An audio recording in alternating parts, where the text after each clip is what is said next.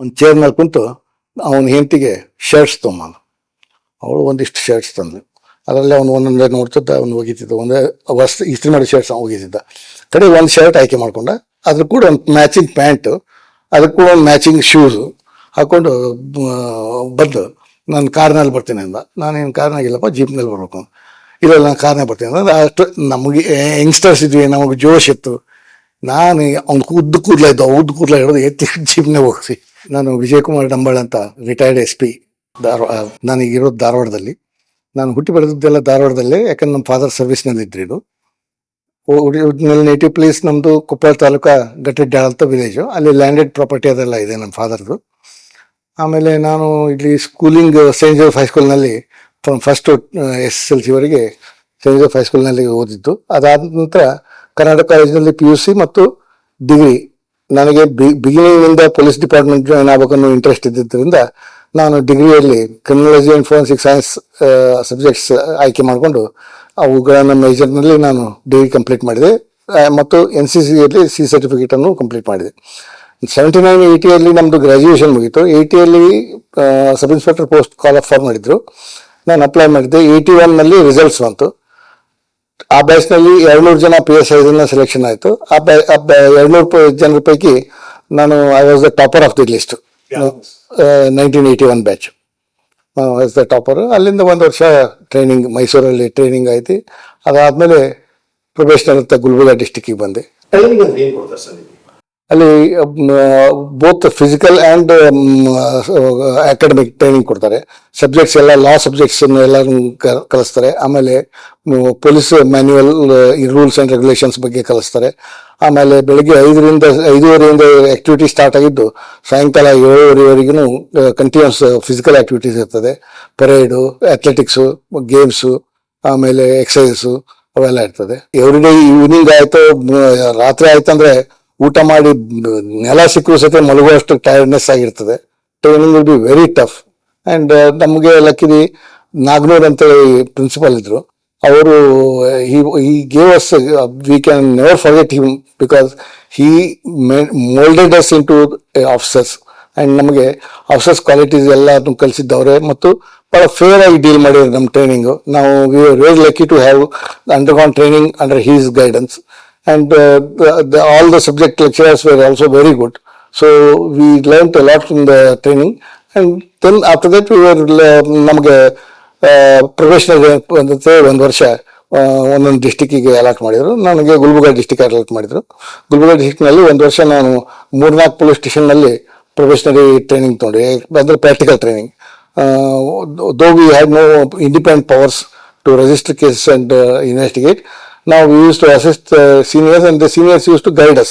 ಅವ್ರು ನಮಗೆ ಇದನ್ನ ಯಾವ ರೀತಿ ನಾವು ಕೆಲಸ ಮಾಡಬೇಕು, ಯಾವ ರೀತಿ ನಾವು ಕೇಸಸ್ ಡೀಲ್ ಮಾಡಬೇಕು, ಯಾವ ಸೆಕ್ಷನ್ಸ್ ಯಾವ ಕೇಸಿಗೆ ಹಚ್ಚಬೇಕು ಮತ್ತು ಯಾವ್ದು which are our within our powers and which are not within our powers ಅನ್ನೋದನ್ನೆಲ್ಲ ನಮಗೆ ತಿಳಿಕೊಡ್ತಿದ್ರು. ಸೊ ಆ ರೀತಿ 1 ವರ್ಷ ಪ್ರಾಕ್ಟಿಕಲ್ ಟ್ರೈನಿಂಗ್ ಆದ ನಂತರ ನಂದು ಫಸ್ಟ್ ಪೋಸ್ಟಿಂಗ್ ಮಸ್ಕಿಗೆ ಆಯಿತು, ರಾಯಚೂರು ಡಿಸ್ಟಿಕ್ ಮಸ್ಕಿಯಲ್ಲಿ 2 ಇಯರ್ಸ್ ಮುಗಿದ ನಂತರ ನನಗೆ next posting was to Gangavathi town police station. ನಾವು ಪ್ರೊಫೆಷನಲ್ಸ್ ಇರಬೇಕಾದ್ರೆ ಗುಲ್ಬರ್ಗನಲ್ಲಿ ಸಿದ್ದರಾಮೇಶ್ ಅಂತೇಳಿ ಒಂದು ಪತ್ರಿಕೆ ಸಂಪಾದಕ, ಅವರು ಬಹಳಷ್ಟು ಆ್ಯಂಟಿ ಪೊಲೀಸ್ ಕೆಲಸ ಭಾಳಷ್ಟು ಇದನ್ನೆಲ್ಲ ಮಾಡ್ತಾಯಿದ್ರು. ನಮಗೆ ಕೇನಾಳ್ ಅಂತ SP ಇದ್ರಾಗ ಅವರಿಗೆ ಭಾಳ ಒಂಥರ ಎದುರಾಗಿ ಬಿದ್ದು ಪ್ರತಿಯೊಂದು ಅವ್ರ ಕೆಲಸವನ್ನು ಟೀಕಿಸೋದು, ಭಾಳ ನೆಗೆಟಿವಿಟಿಯಿಂದ ಪ್ರಚಾರ ಮಾಡ್ತಾಯಿದ್ರು. ಸೊ ಆ ಕಾಲಕ್ಕೆ ನಾನು ಬ್ರಹ್ಮಪುರ ಪೊಲೀಸ್ ಸ್ಟೇಷನ್ ಪ್ರೊಫೆಷನರ್ ಆಗಿದ್ದೆ. SP ಒಂದು ದಿವಸ ಕರೆದು, ನೀನು ಹೋಗಿ ಅವ್ರನ್ನ ಅವ್ರ ಮನೆಗೆ ಒಂದು ಪೆಟಿ ಕೇಸ್ ಇತ್ತು, ಸಣ್ಣ ಕೇಸ್ ಇತ್ತು, ಅವ್ರನ್ನ ಅರೆಸ್ಟ್ ಮಾಡ್ಕೊಂಡ್ಬರ್ಬೇಕಂತ ಹೇಳಿದ್ರು. ಅದನ್ನ ನಾನು ಅವ್ರ ಇದಕ್ಕೆ ಹೋಗಿ ಅವ್ರನ್ನ ಅರೆಸ್ಟ್ ಮಾಡಿಕೊಂಡು ನಾವು ಮೇನ್ ಬಜಾರ್ದಾಗಿಂದ ನಡೆಸ್ಕೊಂಡು ಕರ್ಕೊಂಡು ಬಂದು ಪೊಲೀಸ್ ಸ್ಟೇಷನ್ಗೆ ಇದನ್ನ ಲಾಕಪ್ಪಿಗೆ ಹಾಕಿದ್ವಿ. ಲಾಕಪ್ಪಿಗೆ ಹಾಕಿ ನಂತರ ಅಲ್ಲಿ ಅವರಿಗೆ ಸ್ವಲ್ಪ ಕಿರಿಕಿರಿ ಆಯಿತು. ಅದಾದ ನಂತರ ಕೋರ್ಟಿಗೆ ಹೋದ್ಮೇಲೆ ಅವರು ಅಲ್ಲಿ ಒಂದು ಪ್ರೈವೇಟ್ ಕೇಸ್ ಮಾಡಿದರು. ನನ್ನ ಸರ್ವಿಸ್ನಲ್ಲಿ ಅದೊಂದು first private case. But of course the court upheld ನಮ್ದು ಆ್ಯಕ್ಷನ್ ಅಪೈಲ್ಡ್ ಹಿಡಿದು ಇದು ಮಾಡ್ತು. ಮುಂದೆ ಸಿದ್ದರಾಮೇಶ್ ನಾವು ಅಲ್ಲಿಂದ ಪ್ರೊಫೆಷನಲ್ ಮುಗಿಸ್ಕೊಂಡು ನಾವು ಈ ಕಡೆ ರಾಯಚೂರು ಡಿಸ್ಟಿಕ್ ಬಂದ ಮೇಲೆ ನಂತರ ಅವ್ರದ್ದು ಸಿದ್ದರಾಮೇಶ್ ಅವ್ರದ್ದು ಮರ್ಡರ್ ಆಯಿತು. ಮರ್ಡರ್ ಕೇಸ್ನಲ್ಲಿ ಭಾಳ ಸೀನಿಯರ್ ಆಫೀಸರ್ಸ್ ಕೂಡ ಸಫರ್ ಆದರು. ನಾನು ಅಲ್ಲಿಂದ ಬ್ರಹ್ಮಪುರ ಪೊಲೀಸ್ ಸ್ಟೇಷನ್ನಿಂದ ಪ್ರೊಬೇಷನ್ ಮುಗಿಸ್ಕೊಂಡ ಮೇಲೆ ನನಗೆ ಪ್ರೊಬೇಷನರಿ ಪೀರಿಯಡ್ನಲ್ಲಿ ಇಂಡಿಪೆಂಡೆಂಟ್ ಚಾರ್ಜ್ ಅಂತ ಯಡ್ರಾಮಿ ಪೊಲೀಸ್ ಸ್ಟೇಷನ್ ಅಂತ ಜೇವರ್ಗಿ ತಾಲೂಕು ಪೈಕಿ ಅಲ್ಲಿ ಇಂಡಿಪೆಂಡೆಂಟ್ ಚಾರ್ಜ್ ಕೊಟ್ಟರು. ಇಂಡಿಪೆಂಡೆಂಟ್ ಚಾರ್ಜ್ಗೆ ನನಗೆ ಕೊಡೋಕ್ಕಿಂತ ಮುಂಚೆ ನನ್ನ ಬ್ಯಾಚ್ಮೇಟ್ ಅಮರಪ್ಪ ಗಾಳಿ ಅನ್ನೋರಿಗೆ ಕೊಟ್ಟಿದ್ರು. ಅಮರಪ್ಪ ಗಾಳಿ ಅವರು ಚಾರ್ಜ್ ತೊಗೊಂಡ ದಿವಸನೇ ಒಂದು ಕುಳಗೇರಿ ಅಂತ ಹಳ್ಳಿಯಲ್ಲಿ ಸ್ವಲ್ಪ ಇಬ್ಬರು ಪ್ರತಿಷ್ಠಿತ ವ್ಯಕ್ತಿಗಳ ನಡುವೆ ಗಲಾಟೆ ಆಯಿತು. ಆ ಗಲಾಟೆ ಆದ ತಕ್ಷಣ ಇವರು ಹೋದವರು ಯೂನಿಫಾರ್ಮ್ ಹಾಕಲಾರ್ದೇ ಹಾಗೆ ಒಂದು ಬೇರೆ ಪ್ರೈವೇಟ್ ಜೀಪ್ನಲ್ಲಿ ಸಿಬ್ಬಂದಿಯನ್ನು ಕರ್ಕೊಂಡು ಆ ವಿಲೇಜಿಗೆ ಹೋದಾಗ ಆ ವಿಲೇಜ್ನಲ್ಲಿ ಅವರಿಗೆಲ್ಲ ಅಟ್ಯಾಕ್ ಆಯಿತು. ಅಟ್ಯಾಕ್ ಆಗಿ ಅವರಿಗೆ ಕೈಗೆ ಪೆಟ್ಟು ಬಿತ್ತು. ಅವ್ರ ಪೋಸ್ಟಿಂಗ್ ದಿವಸ ಇದಾಗಿದ್ದರಿಂದ ನನಗೆ ಬೇರೆ ಕಡೆ ಕಾಳಗಿ ಅಂತ ಅಲ್ಲಿಗೆ ಪೋಸ್ಟಿಂಗ್ ಕೊಟ್ಟಿದ್ರು. ಸಡನ್ ಆಗಿ ಚೇಂಜ್ ಮಾಡಿ SP ಅವರು ನನಗೆ ಒಂದು ಜೀಪು ಮತ್ತು 4 ಜನ ರಿಸರ್ವ್ ಪೊಲೀಸನ್ನು ರೈಫಲ್ ಪೊಲೀಸನ್ನು ಕೊಟ್ಟು ನೀನು ಹೋಗ್ಬೇಕು ಮತ್ತು ಅವ್ರ ಮೇನ್ ಅಕ್ಯೂಸ್ ಪರ್ಸನ್ ಅರೆಸ್ಟ್ ಮಾಡ್ಬೇಕು ಅಂತ ಕಳಿಸಿದ್ರು. ಅಲ್ಲಿ ನಾನು ಇದಕ್ಕೆ ಯಡ್ರಾಮಿ ಪೊಲೀಸ್ ಸ್ಟೇಷನ್ಗೆ ಹೋಗಿ ನಾನು ಚಾರ್ಜ್ ತೊಗೊಂಡು ನಾನು ಅಲ್ಲಿ ವಿಲೇಜಿಗೆ ವಿಸಿಟ್ ಮಾಡಿದಾಗೆಲ್ಲ ಅವರೆಲ್ಲರೂ ಎಬ್ಸ್ಕೊಂಡಿದ್ರು.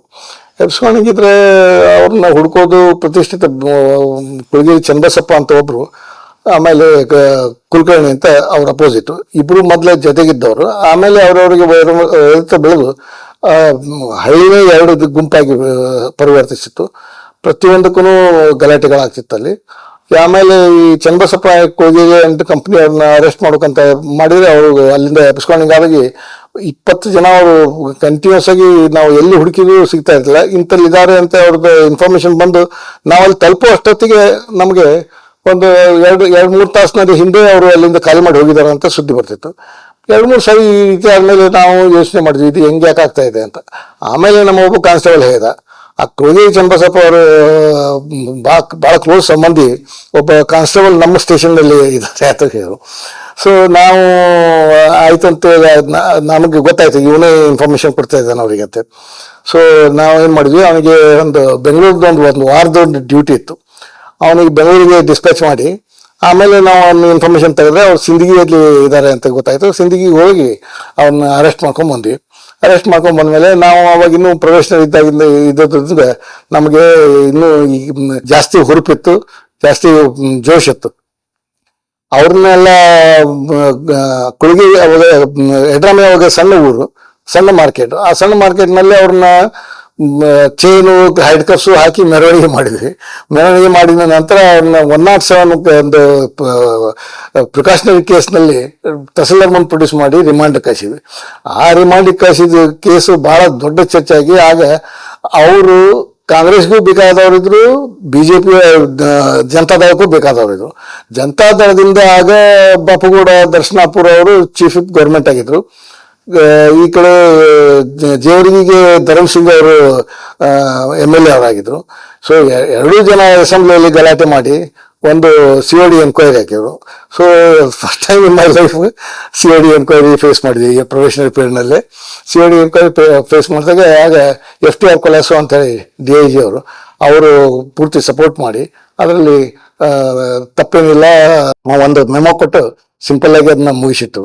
ಸೊ ಅದೊಂದು ಹೊಸ ಎಕ್ಸ್ಪೀರಿಯನ್ಸ್ ಆಯಿತು. ಅದಾದ ನಂತರ 3 ತಿಂಗಳಲ್ಲಿ ಆಗೋದಷ್ಟರಲ್ಲಿ ಅಲ್ಲಿಂದ ಅವರು ಆಯಿತು ಅದು ಆ್ಯಕ್ಷನ್ ತೊಗೋಬೇಕು ಅವ್ರಿಗೆ ಮೇಲೆ ನಾವು ಪ್ರೊಬೇಷನರಿ ಪೀರಿಯಡ್ನಲ್ಲೇ ಶಾಬಾದ್ಗೆ ಇನ್ಸ್ಪೆಕ್ಟರ್ ಒಬ್ಬರು ಸಿಕ್ತಾಗಿದ್ರು. ಸೊ ಶಾಬಾದ್ಗೆ ಇಂಡಿಪೆಂಡೆಂಟ್ ಚಾರ್ಜ್ ಕಳಿಸಿದ್ರು. ಯೂಶಲಿ ಪ್ರೊಬೇಷನರಿ ಪೀರಿಯಡ್ ಇದ್ದಾಗ ಇಂಡಿಪೆಂಡೆಂಟ್ ಚಾರ್ಜ್ ಕೊಡೋದಿಲ್ಲ, ಬಟ್ ನಾವು 4 months ಮಾತ್ರ ಪ್ರೊಬೇಷನರಿ ಮಾಡಿದ್ದು. ಅಲ್ಲಿಂದ ಶಾಬಾದ್ ಪೊಲೀಸ್ ಸ್ಟೇಷನ್ಗೆ ಇಂಡಿಪೆಂಡೆಂಟ್ ಚಾರ್ಜ್ಗೆ ಹೋದೆ. ಅವತ್ತು ರಾತ್ರಿ ನಾವು 10 ಗಂಟೆ ಸುಮಾರು ಹೋಗಿ ಚಾರ್ಜ್ ತೊಗೊಂಡೆ. 10-11 ಗಂಟೆಗೆ DSP ಸಿಂಧುಗೆ ಅಂತ ಇದ್ರು, ಅವರು ಒಂದು ಮೀಟಿಂಗ್ ಮಾಡಿದ್ರು. ಆ ಮೀಟಿಂಗ್ನಲ್ಲಿ ಬಾಜು ಪೊಲೀಸ್ ಸ್ಟೇಷನ್ ಸಬ್ ಇನ್ಸ್ಪೆಕ್ಟರ್ಸ್ ಎಲ್ಲರನ್ನೂ ಕರೆಸಿದ್ರು. ಅಲ್ಲಿ ಏನಾಗಿತ್ತು, ಹೋಳಿ ಹುಣ್ಣಿಮೆ ಆಗಿ ಸ್ವಲ್ಪ ದಿವಸ ಆಗಿತ್ತು. ಹೋಳಿ ಹುಣ್ಣಿಮೆಯಲ್ಲಿ ಗುರುನಾಥ್ ಅಂತೇಳಿ ಒಬ್ಬ ಲೇಬರ್ ಲೀಡರ್ ಅವ್ರ ಬ್ರದರ್ನ ಹೋಳಿ ಹುಣ್ಣಿಮೆಯಲ್ಲಿ ಗಲಾಟೆ ಮಾಡಿದ್ದಕ್ಕಾಗಿ ಅರೆಸ್ಟ್ ಮಾಡಿ ಪೊಲೀಸ್ ಸ್ಟೇಷನ್ ತಂದು ಹಾಕಿದ್ರೆ, ಅವನು ಪೊಲೀಸ್ ಸ್ಟೇಷನ್ಗೆ ಬಂದು ಒಂದು ಬುಲೆಟ್ ಮೋಟರ್ ಸೈಕಲ್ನಲ್ಲಿ ಪೂರ್ತಿ ಪೊಲೀಸ್ ಸ್ಟೇಷನ್ ಒಳಗಡೆ ತೊಗೊಂಬಂದು ಮೋಟರ್ ಸೈಕಲ್ ಅಲ್ಲಿದ್ದ ಇನ್ಸ್ಪೆಕ್ಟರ್ಗೆ ಥ್ರೆಟ್ನಿಂಗ್ ಮಾಡಿದ್ದ. ಏನಂತ, ನಮ್ಮ ತಮ್ಮನ್ನ ರಿಲೀಸ್ ಮಾಡಿದವರು ನಾನು ಪೊಲೀಸ್ ಸ್ಟೇಷನ್ ಸುಟ್ಟು ಹಾಕ್ತೀನಿ ಅಂತ. ಅವರು ಸ್ವಲ್ಪ ಸಿಬ್ಬಂದಿ ಇದ್ದದ್ರಿಂದ ಏನಾಯ್ತು ಏನೋ ಗೊತ್ತಿಲ್ಲ, ಅಲ್ಲಿಂದ ಅವ್ರ ತಮ್ಮನ್ನ ರಿಲೀಸ್ ಮಾಡಿದ್ರು. ಅವನು ಅರೆಸ್ಟ್ ಪ್ರೊಸೀಜರ್ ಆಗಲಿಲ್ಲ, ರಿಲೀಸ್ ಮಾಡಿದ್ರು. ಎಸ್ ಪಿ ಅವರು ಸ್ಟ್ರಿಕ್ಟ್ ಆಗಿ ಇನ್ಸ್ಟ್ರಕ್ಷನ್ಸ್ ಕೊಟ್ಟರು ಅವ್ರನ್ನ ಮತ್ತು ಅವನ ಗ್ಯಾಂಗಿನ 7 ಜನ ಇದ್ರು, ಒಟ್ಟು ಅವ್ರನ್ನೆಲ್ಲರನ್ನೂ ಅರೆಸ್ಟ್ ಮಾಡ್ಕೊಂತ. ಅವ್ರದಲ್ಲಿ ACC ಫ್ಯಾಕ್ಟ್ರಿಯಲ್ಲಿ 5,000 ಜನ ಲೇಬರ್ ಯೂನಿಯನ್ ಲೀಡರ್ಸ್ ಇವ್ರದ್ದು ಸಿಕ್ಕಾಪಟ್ಟೆ ರೌಡಿಸಮ್ ಅದಿತ್ತು. ಸೊ ಇವ್ರನ್ನ ಅರೆಸ್ಟ್ ಮಾಡ್ಕೊಂತ 7 ಜನ ಅರೆಸ್ಟ್ ಮಾಡಕ್ಕೆ ಟೀಮ್ಸ್ ಮಾಡ್ತಾ ಇದ್ರು. ರಾತ್ರಿ ಬೆಳಗ್ಗೆ 5 ಗಂಟೆಗೆ ಆಪರೇಷನ್ ಸ್ಟಾರ್ಟ್ ಆಗಬೇಕು, ಎಲ್ಲ 7 ಜನ ಅರೆಸ್ಟ್ ಮಾಡಿ ತರಬೇಕು ಅಂತ. ಸೊ ಪೊಲೀಸ್ ಜನ ಅಟ್ಯಾಕ್ ಮಾಡಿದಾರಂತೆ. ಅವಾಗ ನಾನು ಹೋಗಿ ರಾತ್ರಿ 10:00 ಚಾರ್ಜ್ ತಗೊಂಡಾದ್ಮೇಲೆ ಅವರು ಎಲ್ಲರೂ ಮೀಟಿಂಗ್ ಮಾಡ್ತಾ ಇದ್ರು. ಅಲ್ಲಿ ಕೂತ ಮೇಲೆ ಸಿಂಧೋಗಿ ಅವರು 7 ಜನರ ಹೆಸರು ಬರೆದು ಅವ್ರು ಚೀಟಿ ಮಾಡಿದ್ರು. ಚೀಟಿ ಮಾಡಿಬಿಟ್ಟು ಅವನ್ನ ಚೀಟಿ ಹಾಕಿ ಒಂದು ಇನ್ಸ್ಪೆಕ್ಟರ್, 2 ಸಬ್ ಇನ್ಸ್ಪೆಕ್ಟರ್ಸ್ ಒಂದೊಂದು ಟೀಮ್ ಮಾಡಿ ನನ್ನ ಟೀಮಿಂದ ಒಬ್ಬರು ಚೀಟಿ ಎತ್ತಬೇಕು. ಆ ಚೀಟಿಯಲ್ಲಿ ಯಾರ ಹೆಸರು ಬರ್ತಾ ಅಕ್ಯೂಸ್ಡ್ ಅಂದು ಅವ್ರು ಅರೆಸ್ಟ್ ಮಾಡಬೇಕು ಅಂತ ಅಲರ್ಟ್ ಮಾಡಿದ್ರು. ಅವರೆಲ್ಲ ಚೀಟಿ ಇತ್ತು. ನನಗೆ ನನ್ನ ಟೀಮ್ನಲ್ಲಿ ರಿಯಾಜ್ ಅಂತ ಇನ್ಸ್ಪೆಕ್ಟರ್ ಮತ್ತು ಬೆಳೆ ನಾಯಕ್ ಅಂತ CPI ಅವ್ರದ್ದು ನಮ್ದು ಟೀಮ್ ಇತ್ತು. ನನಗೆ ನೀನೇ ಅದನ್ನ ಚೀಟಿ ಅಂತಂದ್ರೆ ನಾನು ಹೇಳ್ತಿದ್ದೆ. ನಮಗೆ ಗುರುನಾಥ್ ಅಂತ ಬಂತು. ನಮ್ಮ ರಿಯಾಜ್ ನಗಾಡ್ತಾ ಕ್ಯಾರೆ ಸಬ್ಕೋ ಮಚ್ಚಿ ಆಯ ತೆರಕು ಮಗರ್ ಮಚ್ಚ ಅಂದ್ರೆ ಅವನು ಹೆಡ್ ಆಫ್ ದಿ ಅವನು ರೌಡಿಸಮ್ದಾಗ್ಲಿ.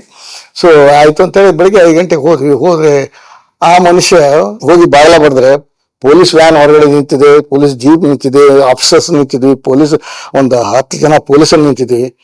ಅವನು Ajith film actor type personality ಅವನು ಬಾಗಿಲ ತೆಗೆದು ಕ್ವಾರ್ಟರ್ಸ್ನಿಂದ ಬಾಗಿಲ ತೆಗೆದು ಹೊರಗೆ ಬಂದು ಕೂದಲ ಹಿಂಗೆ ಮಾಡ್ಕೊಂಡು ಏನಾಗಬೇಕು ಅಂದ ತಕ್ಷಣ ನಾವು ಅರೆಸ್ಟ್ ಮಾಡಕ್ಕೆ ಬಂದಿದ್ವಿ. ಅದಕ್ಕೆ ಸರ್ ಹಿಂಗೆ ನೀವು ಪೊಲೀಸ್ ಸ್ಟೇಷನ್ ಅಟ್ಯಾಕ್ ಮಾಡಿದ್ರ ಆಯ್ತು ಬರ್ತೇನೆ ಅಂತ ಒಳಗಡೆ ಹೋದ. ನಾವು ಒಳಗಡೆ ಹೋದವನು ಇವನು ಮತ್ತೆ ಹಿತ್ತಿ ಹೋಗ್ತಾನಂತೆ ಹಿಂದೆಲ್ಲ ಕವರ್ ಮಾಡ್ಕೊಂಡು ಎಲ್ಲ ಮಾಡ್ಕೊಂಡು ಅವ್ನ ಮುಖ ತಗೊಂಡು ಬಂದು ಒಂದು ಚೇರ್ ಮೇಲೆ ಕುಂತು ಅವನ ಹೆಂಡತಿಗೆ ಶರ್ಟ್ಸ್ ತೊಗೊಂಬಂದು ಅವಳು ಒಂದಿಷ್ಟು ಶರ್ಟ್ಸ್ ತಂದು ಅದರಲ್ಲಿ ಅವನು ಒಂದೊಂದೇ ನೋಡ್ತಿದ್ದ, ಅವ್ನು ಒಗಿತಿದ್ದ, ಒಂದೇ ಇಸ್ತ್ರಿ ಮಾಡಿ ಶರ್ಟ್ಸ್ ಒಗಿತಿದ್ದ. ಕಡೆ ಒಂದು ಶರ್ಟ್ ಆಯ್ಕೆ ಮಾಡ್ಕೊಂಡ, ಅದ್ರ ಕೂಡ ಒಂದು ಮ್ಯಾಚಿಂಗ್ ಪ್ಯಾಂಟು, ಅದಕ್ಕೆ ಕೂಡ ಒಂದು ಮ್ಯಾಚಿಂಗ್ ಶೂಸು ಹಾಕೊಂಡು ಬಂದು ನಾನು ಕಾರ್ನಲ್ಲಿ ಬರ್ತೀನಿ ಅಂದ. ನಾನೇನು ಕಾರ್ನಾಗಿಲ್ಲಪ್ಪ, ಜೀಪ್ನಲ್ಲಿ ಬರ್ಬೇಕು. ಇಲ್ಲ ನಾನು ಕಾರ್ನಾಗ ಬರ್ತೀನಿ ಅಂದ್ರೆ ಅಷ್ಟು ನಮಗೆ ಯಂಗ್ಸ್ಟರ್ಸ್ ಇದ್ವಿ, ನಮಗೆ ಜೋಶ್ ಇತ್ತು. ನಾನು ಅವ್ನು ಉದ್ದ ಕೂದಲ ಹಿಡಿದು ಎತ್ತಿ ಜೀಪ್ನಾಗ ಹೋಗಿ ತೊಗೊಂಬಂದ್ಮೇಲೆ ಅವನ ಮೇಲೆ ಅವ್ನ ರೈಫಲ್ ಹಾಕೊಂಡ್ಬಂದಿದ್ದ ಕಂಕಳಕ್ಕೆ. ಅವ್ನ ಮನೆಯಲ್ಲಿ ಒಂದು ಏರ್ಗನ್ ಸಿಗ್ತೇವೆ, ಅದನ್ನೇ ನಾವು ಆರ್ಮ್ಸ್ ಆಕ್ಟ್ ಬುಕ್ ಮಾಡಿ ಅವನಿಗೆ ರಿಮಾಂಡಿಗೆ ಕಳಿಸಿದ್ವಿ. 15 ದಿವಸ ಆದಮೇಲೆ ರಿಲೀಸ್ ಆಯಿತು. ರಿಲೀಸ್ ಆದರೆ ಅವನಿಗೆ 3 ಕಿಲೋಮೀಟರ್ಸ್ ಮೆರವಣಿಗೆ ಮಾಡಿ 5,000 ಜನ ಲೇಬರ್ಸ್ ಕರ್ಕೊಂಡ್ಬಂದು. ಅಫ್ಕೋರ್ಸ್ ಮುಂದೆ ಅವನು ಹಿ ಬಿಕೇಮ್ ಲೇಬರ್ ಮಿನಿಸ್ಟರ್ ಇನ್ ಕರ್ನಾಟಕ ಗೌರ್ಮೆಂಟ್, ಗುರುನಾಥ್. ಅಫ್ಕೋರ್ಸ್ ಅದೊಂದು ಇನ್ಸಿಡೆಂಟ್ ಅಲ್ಲೇ ಆಯ್ತು. ಗುರುನಾಥ್ ಆಮೇಲೆ ಮಾತಾಡ್ಸಿದ್ರು ಇಲ್ಲ, ಅದಾದ್ಮೇಲೆ ಏನು ಮಾತಾಡಿಲ್ಲ. ಬಟ್ ಅವನು ಲೇಬರ್ ಮಿನಿಸ್ಟರ್ ಆದ್ಮೇಲೆ ನಾನು ಮುಂದ್ರಾಬಾದ್ ಪಿ ಎಸ್ ಐ ಮುಂದ್ರಾಬಾದ್ಗೆ ಬಂದಾಗ ನಾವು as a minister we have to respect and we have to salute him. ನಾವು ಸಲ್ಯೂಟ್ ಮಾಡಿದ್ವಿ, ಅವನೇ ಗುರ್ತಾ ಹಿಡ್ದಿಲ್ಲ ನಮಗೆ. ಬಟ್ ನಮ್ಗೆ ಒಂದು ಮುಜುಗರ ಆಗ್ತಿತ್ತು.